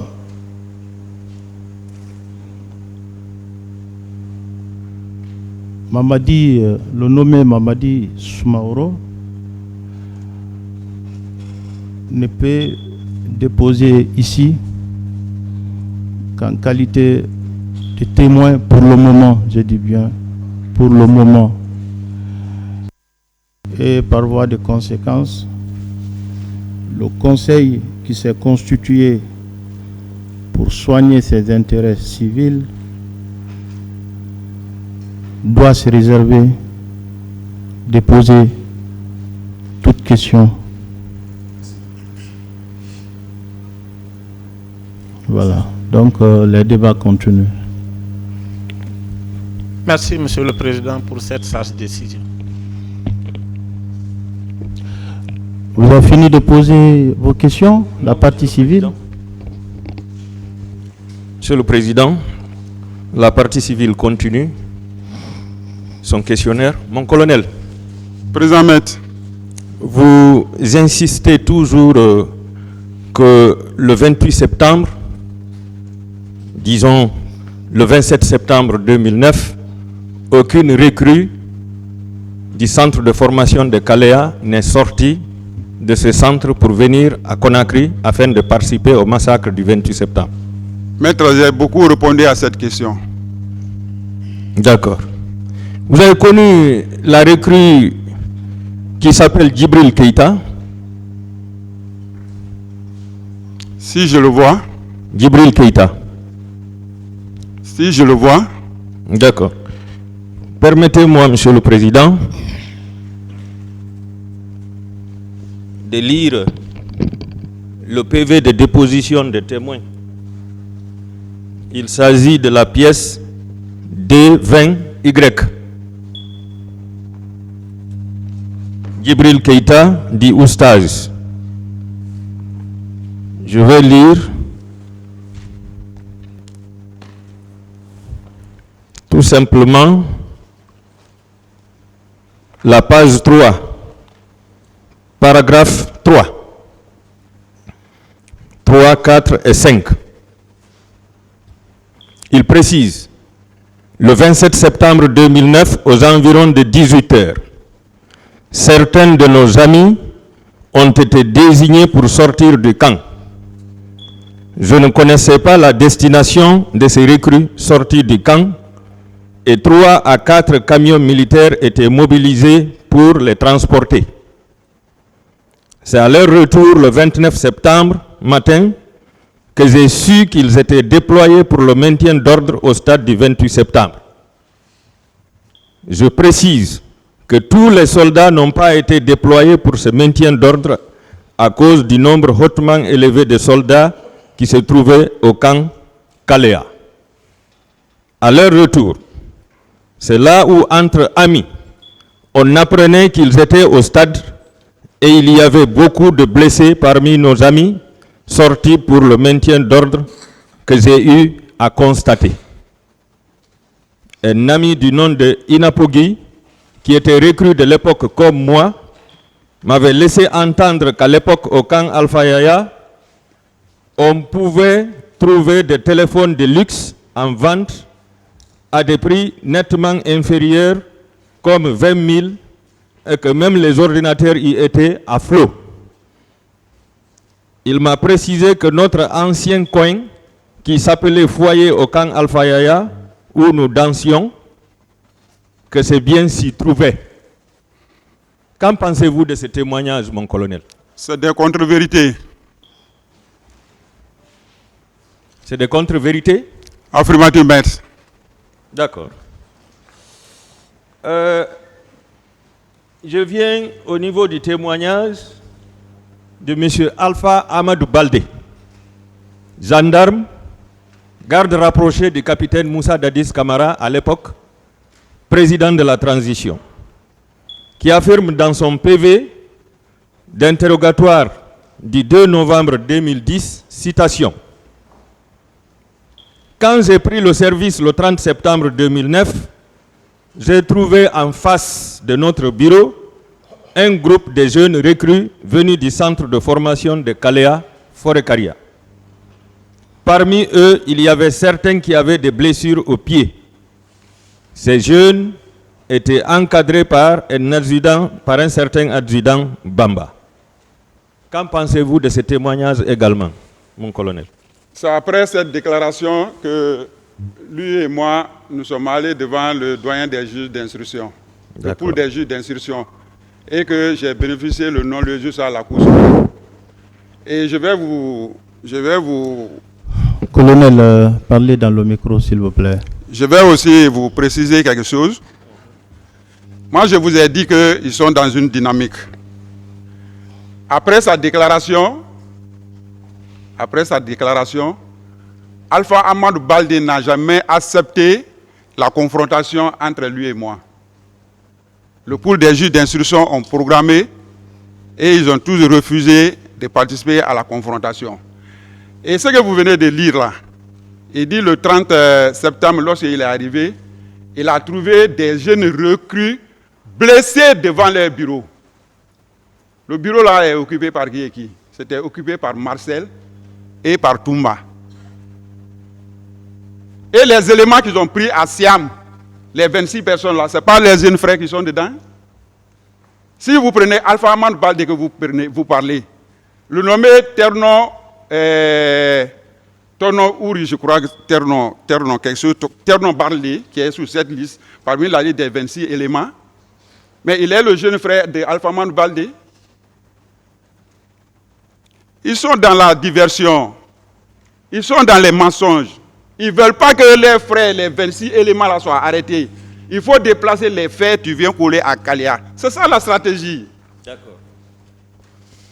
Je continue avec ce dernier témoignage de Mamadi Soumaoro dans son PV de déposition de témoins. C'est la pièce numéro 1, 25Y.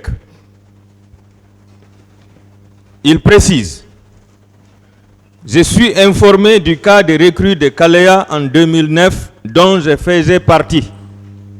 En effet, c'est le commandant Aboubakar Sidiki Diakité alias Touba qui m'avait recruté pour m'envoyer à Kaléa.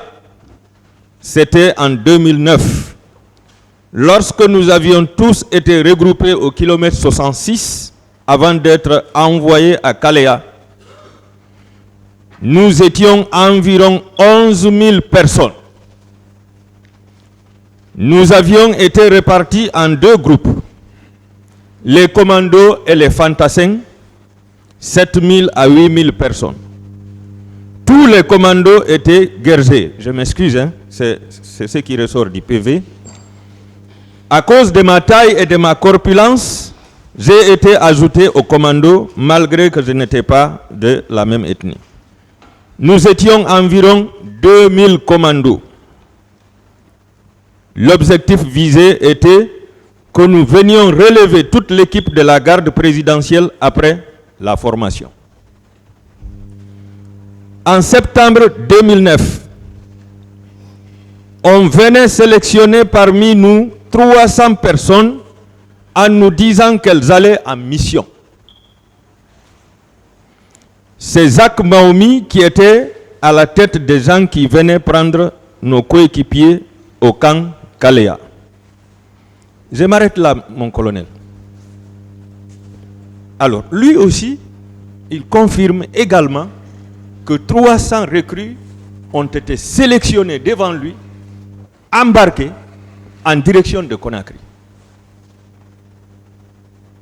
Qu'en dites-vous? C'est des contre-vérités. C'est des contre-vérités. Ils sont dans cette dynamique. Nous devrons lutter ensemble pour que les victimes arrivent à comprendre les dommages qu'ils ont eu là, quels sont ceux qui ont fait ça. Les gens sont dans la diversion. Moi, je vous ai dit, j'ai dit, entre 2009 et 2010, j'ai dit le ministre de la Défense a procédé à 3 recrutements. Et le premier recrutement, les gens étaient au centre d'instruction de l'armée de mer, dénommé Siam. La fois passée, j'ai produit leur arrêté d'incorporation. À quel moment ils ont quitté Siam? Si lui vient dire qu'il y avait 11 000, c'est une manière de masquer l'affaire de Siam et d'écarter la communication sur RFI de commandant Aboubakar Diakité Toumba. C'est ça les faits. D'accord, mon commandant. C'est ça les faits. Ils sont dans la diversion. Ils sont dans les mensonges. Mon colonel. Président Maître. Il n'est pas contestable qu'il y avait des recrues en formation à Siam. Oui ou non? Oui. il n'est pas encore contestable qu'il y avait des recrues en formation à Kalea, oui ou non? Oui.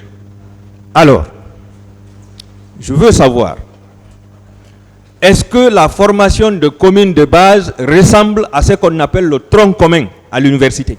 C'est ça? C'est ça, non?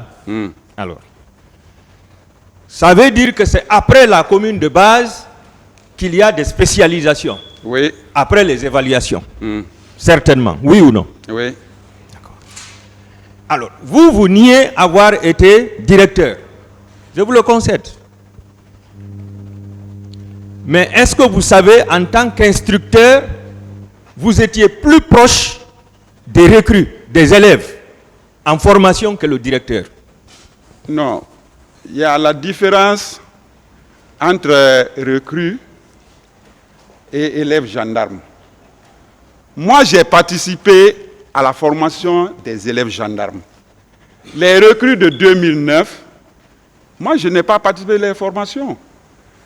Mais je vous ai dit que le ministre de la Défense a procédé à un premier recrutement lorsqu'ils sont venus au pouvoir.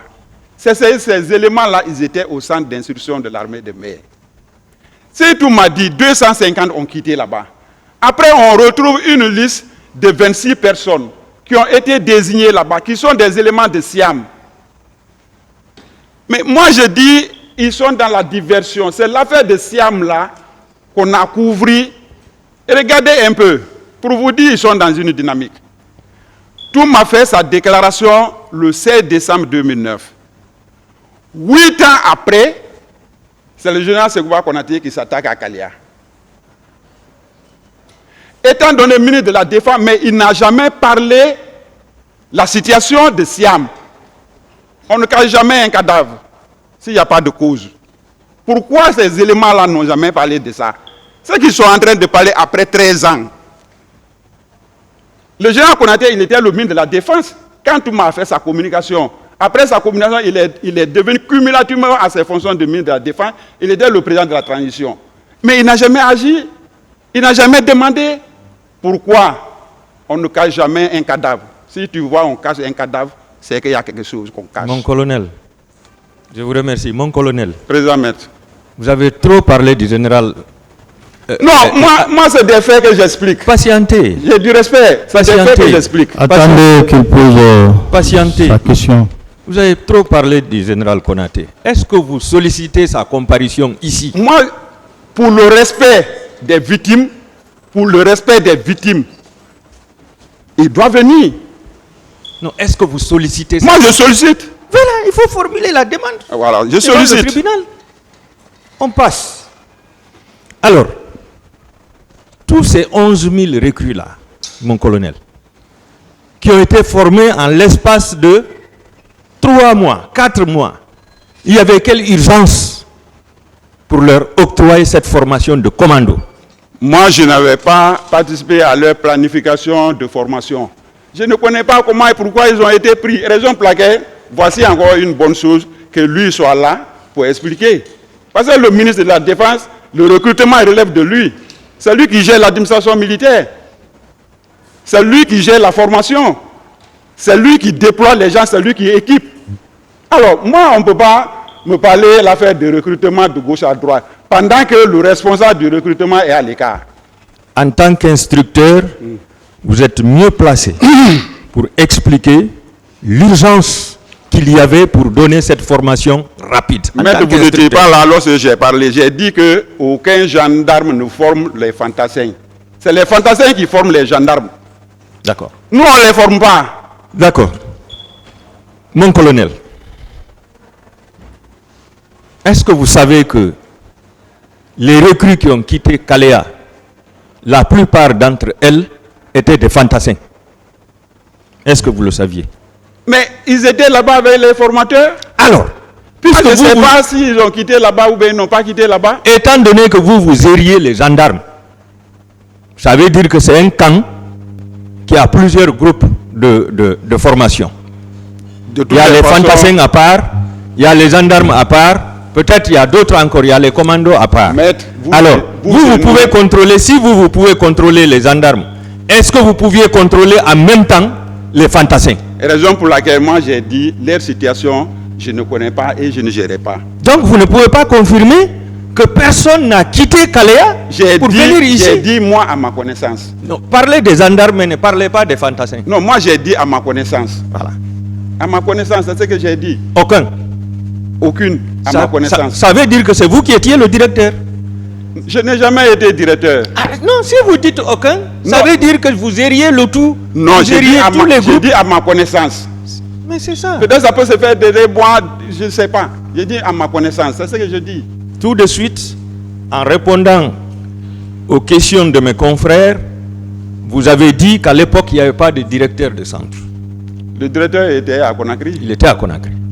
Et que vous étiez le seul officier de la gendarmerie à l'époque au centre pour la préparation des cours qui devraient être dispensés. Oui ou non? Oui. Alors, ça veut dire que c'est vous qui assuriez l'intérim du directeur? Je n'ai jamais assuré l'intérim. Vous n'avez jamais assuré l'intérim? Et puis je vais vous mettre à l'aise. À la gendarmerie, on ne fonctionne pas comme ça. Même si moi j'ai été directeur de stage, j'ai été nommé commandant par intérim. Et avec la permission de Monsieur le Président, je vais vous faire la lecture de la décision qui m'a nommé directeur de stage. Je suis à la gendarmerie il y a au moins plus de 30 ans. Mais j'ai été une seule fois directeur de stage. Et j'ai été affecté à un nouveau poste comme commandant par intérim. À part ça, non. C'est bon. Suivez, s'il vous plaît. S'il vous plaît, bon. Est-ce que votre question est répondue? Elle est répondue. Elle est répondue. Continuez alors. Mon colonel. Non, je vous fais lire la décision qui m'a une fois nommé directeur de stage. Je ne conteste pas cette décision. La décision aussi qui m'a nommé une fois commandant par intérim. Colonel, s'il vous plaît. Il dit que sa question a été répondue. Ah, merci, Monsieur le Président. Mon colonel. Président Maître. Est-ce que vous savez que être directeur du centre de formation de Kalea n'est pas synonyme d'être auteur d'une quelconque infraction? Vous devriez vous réjouir d'être un directeur. Je ne peux pas me réjouir parce qu'il faut qu'il y ait un acte me nommant comme directeur de Kalea. S'il y a un acte qui me nomme, je serai fier, je vais répondre. Par exemple, je suis venu à Conakry ici, suite au décret qui m'a nommé comme commandant de région de gendarmerie de la ville de Conakry. Mais j'ai l'acte, je suis fier. Même le dossier qu'on est en train de discuter aujourd'hui, avant que le dossier ne quitte à Dixine pour être là, c'est moi qui sécurisais. J'ai sécurisé ce document-là jusqu'à le 27, c'est rentré ici. J'ai sécurisé. Je ne peux pas nier. Si je suis directeur, j'ai dit j'étais directeur. Je suis fier d'être. Voilà. Et je n'ai pas eu cette chance-là pour le moment dans ma carrière. Mon colonel. Président Maître. Sur quels critères vous vous êtes basé pour sélectionner les éléments qui sont venus intervenir au stade du 28 septembre? Maître, je n'ai jamais désigné quelqu'un. D'accord. Vous aviez dit à l'audience dernière que les recrues de Kalea n'avaient aucun niveau de formation pour effectuer une mission. Vous le confirmez? Je confirme. Alors, je veux savoir, est-ce qu'on a besoin d'un haut niveau de formation pour participer à un massacre, pour aller réprimer une manifestation? Est-ce qu'on a besoin d'un niveau de formation, mon colonel? Les gens qui étaient dans une période de regroupement, les gens qui étaient en train de venir, avec tous ceux qui se trouvaient à Conakry, à l'époque là, nous étions tous là, on a vu, il y avait des militaires partout. Et ces militaires-là, on les laisse, ceux qui étaient à Kalea là-bas, on va aller les prendre, les gens qui venaient d'arriver. C'est dans ce cadre-là, moi, je suis en train de parler. Mon colonel, Maître. Leur mission, c'était de venir faire du mal. Venir tirer sur une population civile, massacrer des gens. Est-ce qu'on a besoin d'une formation pour ça? Si. Ah bon? Ah oui. Qui donne cette formation? Non, c'est que les gens n'avaient pas bénéficié, même comment s'arrêter dans l'armée. Les gens ne connaissaient pas. Oui, justement, Parce c'est que tout pourquoi... ça s'apprend. Justement, c'est pourquoi ils sont venus faire du n'importe quoi. Non. Moi, j'ai toujours dit, si des éléments sont venus, c'est à ma connaissance, non. Qu'est-ce qu'on vous a dit en tant que formateur? Un militaire mal formé et quoi? Je ne sais pas, maître. C'est pas un criminel? Ouais, un militaire mal formé, c'est pas un criminel? Je ne sais pas. Hein? Lorsque vous donnez une arme qui contient des munitions à quelqu'un qui n'a jamais subi une formation pour aller maintenir l'ordre public lors d'une manifestation, ça ne me ressemble pas, maître. Qu'est-ce qu'il va faire? Ça ne me ressemble pas. Mais c'est ce qui a été fait, mon colonel. Ça ne me ressemble pas. Alors, parlez-nous de la planification de cette attaque, mon colonel. Maître, je n'ai jamais participé à une planification. L'objectif réel, c'était quoi ce jour-là? Lors de la manifestation, c'était quoi? Lors de la? Le 28 septembre. L'objectif réel de la venue de ces éléments de Kalea, c'était quoi? Moi, j'ai toujours dit. C'était d'anéantir l'opposition? À ma connaissance, les éléments de Kalea ne sont pas menés dans ce dossier, à ma connaissance. C'est ce que je suis en train de dire. Je veux savoir les instructions que vous aviez données Maître, à ces éléments moi, je n'ai jamais donné au moment de leur départ, mon colonel. Je n'ai jamais donné d'instruction à qui que ce soit. D'accord. Est-ce que vous pouvez nous donner la qualité et la quantité d'armes et de munitions qui ont été dotées à ces éléments pour venir participer à ce massacre? Aucune idée. S'ils ont été dotés avec une arme, je ne connais pas. Aucune.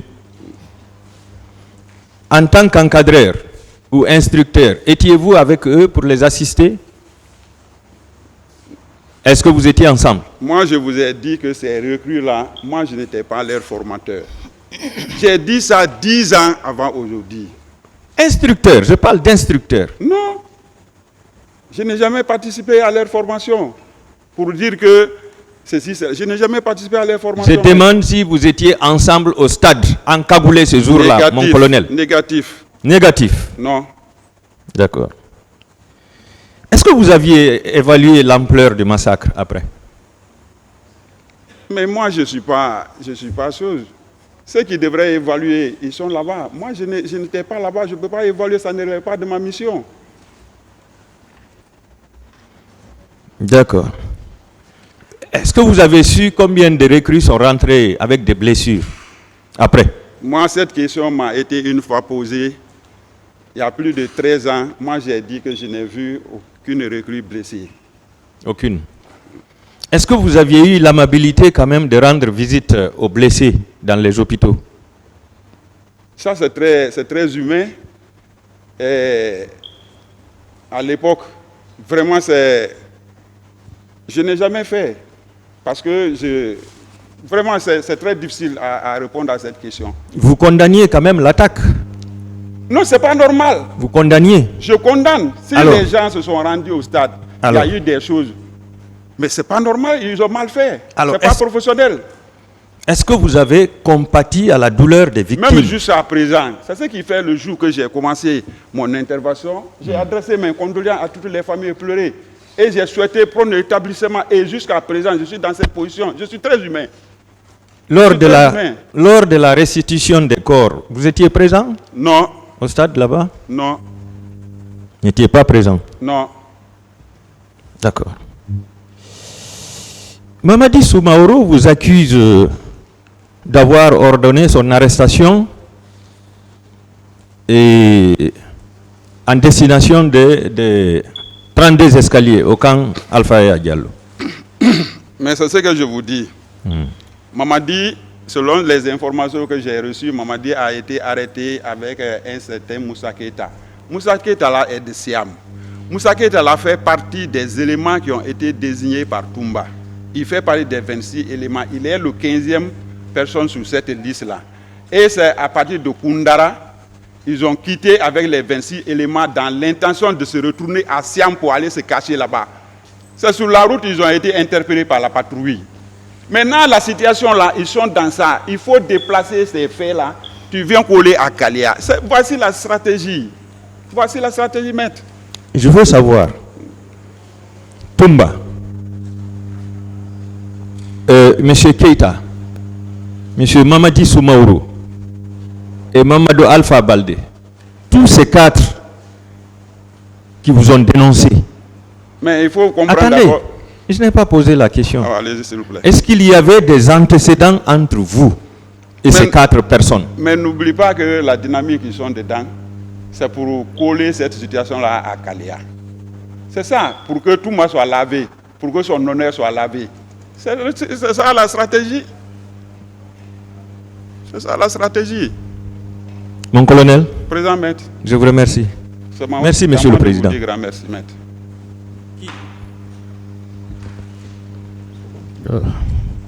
La défense.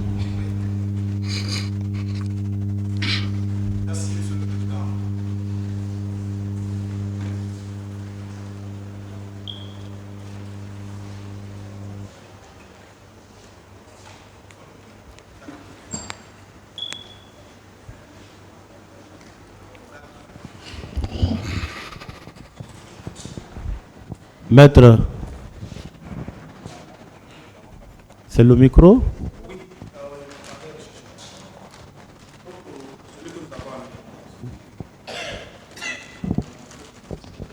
Merci.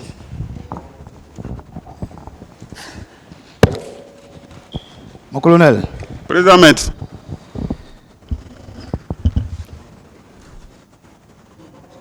À l'intervention de l'un des substituts du procureur, principalement le substitut Boireau, il parle d'acquis au débat. Vous savez que veut dire acquis au débat? Non, maître. Que ces éléments sont acquis au débat. Est-ce que vous savez cela? Aucune idée. Il veut faire savoir qu'il a produit, le parquet, des éléments qui n'ont pas été contestés par qui que ce soit ici. Et que le tribunal les a admis. Est-ce que, depuis le début de cette affaire, depuis d'ailleurs votre inculpation en 2011, pardon, le 1er juin 2011, jusqu'à nos jours, bien que vous avez bénéficié d'un non-lieu, est-ce que tout ce qu'on vous a reproché, vous les avez admis? Non. Non.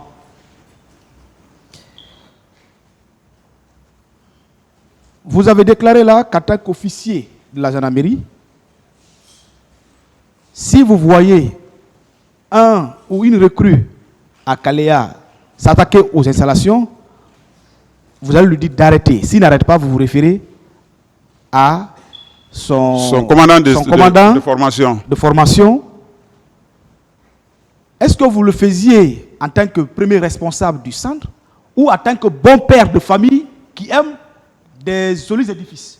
Oui, je le faisais en tant que bon chef de famille et puis il faut toujours sauvegarder les matériels. Le matériel.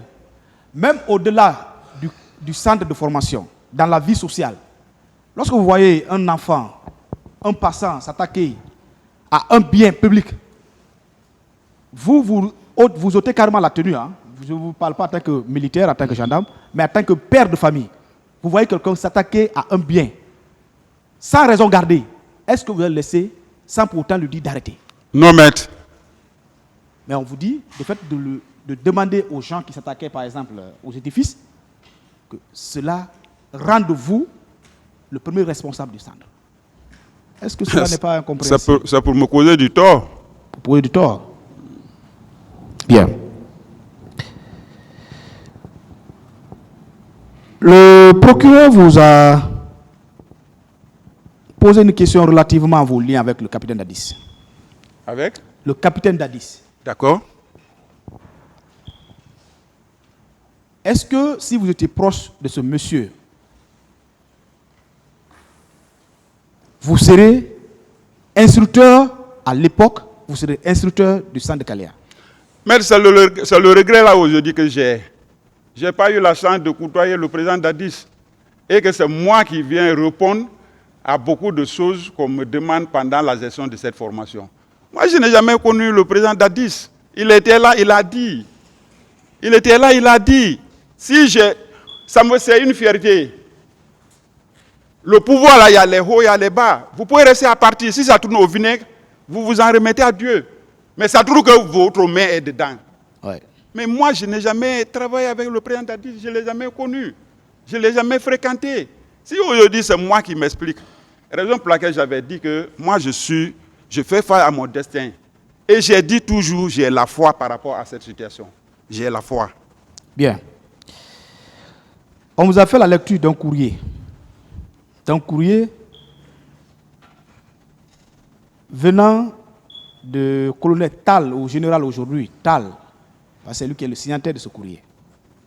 À l'époque, il était le directeur du centre. Vous savez la source de ce courrier? Qu'est-ce qui a motivé ce monsieur Tal à répondre s'il y a eu un appel ou un courrier du parquet? Est-ce que vous savez ça? Mais maître, les Tal là, c'est des prisonniers. Leur place est là-bas, le port des accusés. Leur place est là-bas. Dans la jeunesse du dossier, lorsque vous lisez, avant le tir au stade, il y a eu le lancement des gaz lacrymogènes. Est-ce que là où ils ont lancé le gaz lacrymogène dans le stade, est-ce qu'on doit lancer le gaz lacrymogène là-bas? Un endroit enfermé. Je prends un exemple dans cette salle, Monsieur le Président, avec votre permission. On considère que ici, c'est le stade. Il y a deux manières de lancer les gaz lacrymogènes dans le cadre du maintien de l'ordre. On lance gaz lacrymogène pour disperser les gens. Et il faut lancer gaz là où les gens ont la facilité d'aller dans toutes les directions. C'est-à-dire on les disperse, on dégage le lieu. Deuxièmement, on tire pour mettre les gens en distance. Les gens sont en train d'arriver à 50 mètres, on lance les gaz lacrymogènes. Les gens vont se retourner à plus de 100 à 200 mètres. Mais lorsque les gens sont là, que Dieu nous en garde, on lance 3 gaz lacrymogènes ici. La première des choses à faire, tout le monde va se lever. Bon, colonel. Deuxième, ça va créer la panique. Colonel. Troisième, tout le monde va vouloir sortir. Colonel. Il y aura des bousculades. S'il vous plaît. Ces éléments-là peuvent être libres. Colonel, s'il vous plaît, colonel. Vous voulez dire par là que le colonel Tal à l'époque,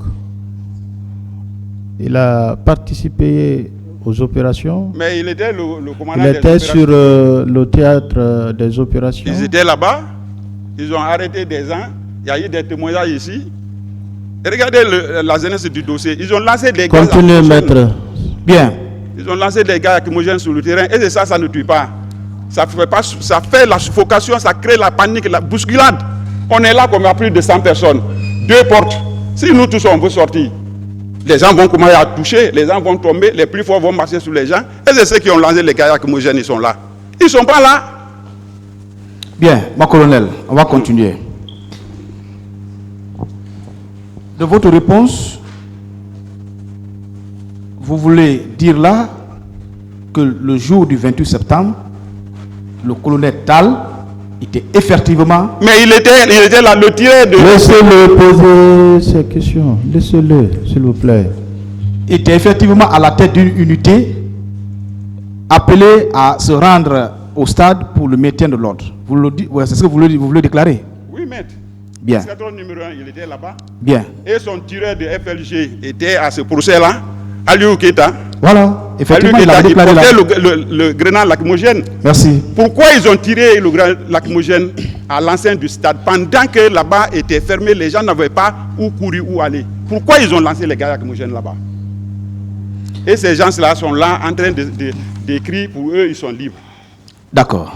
On va continuer, mon colonel.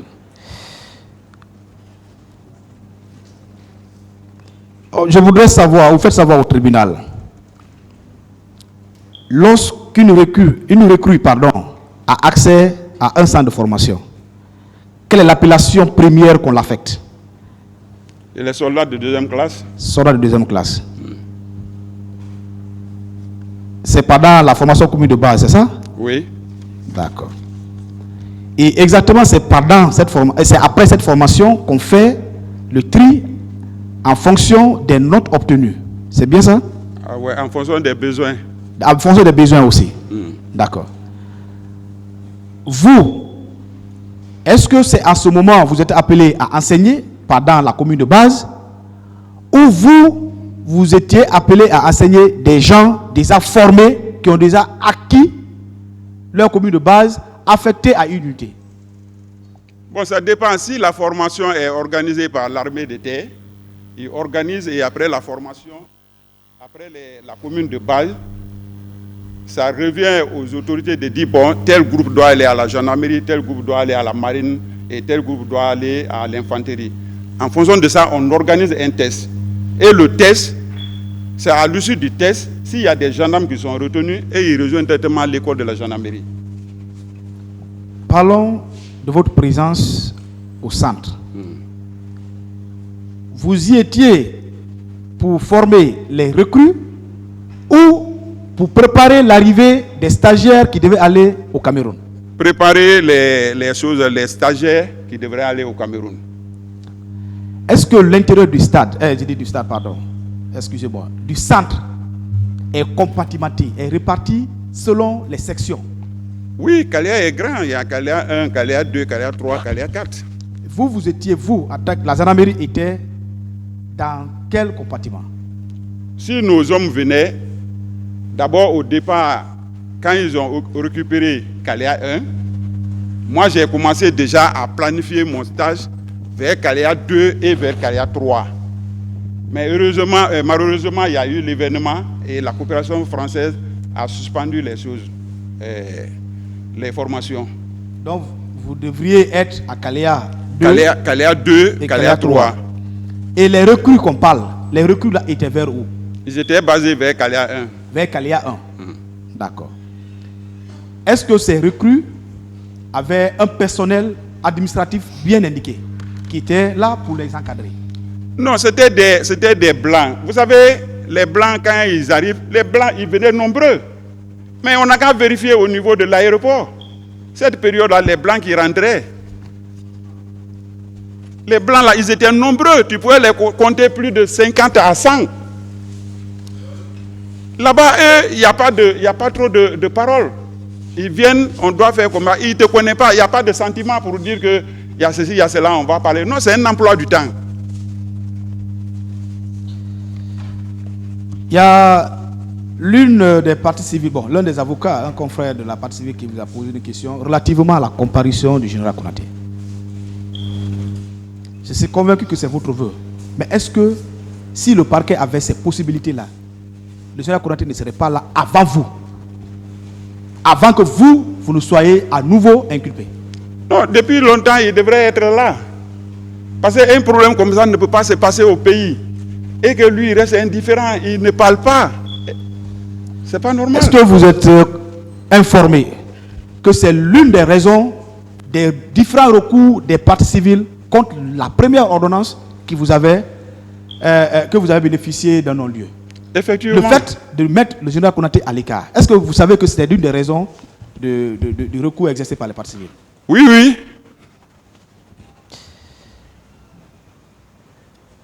Pour finir, on dit là que vous étiez un directeur par intérim. Vous avez déjà été commandant par intérim, vous l'avez dit là. J'ai été commandant par intérim. Bien. Sur la base de quoi vous aviez été commandant par intérim? Mais l'acte est là.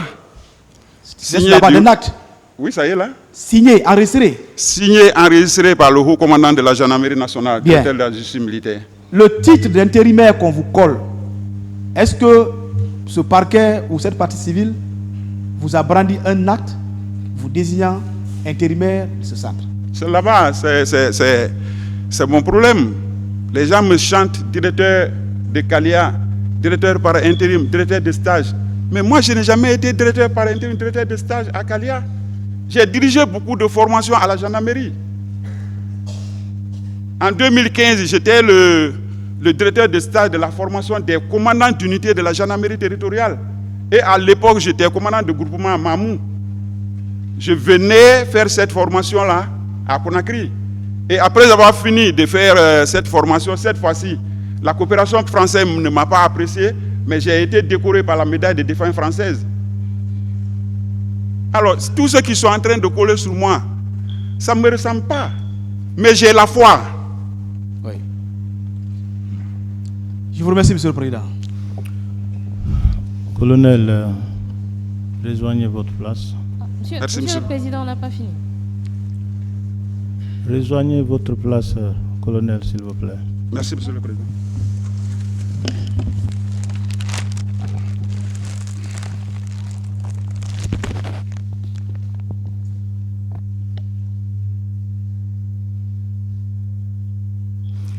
L'audience est suspendue, elle reprendra à 15 heures.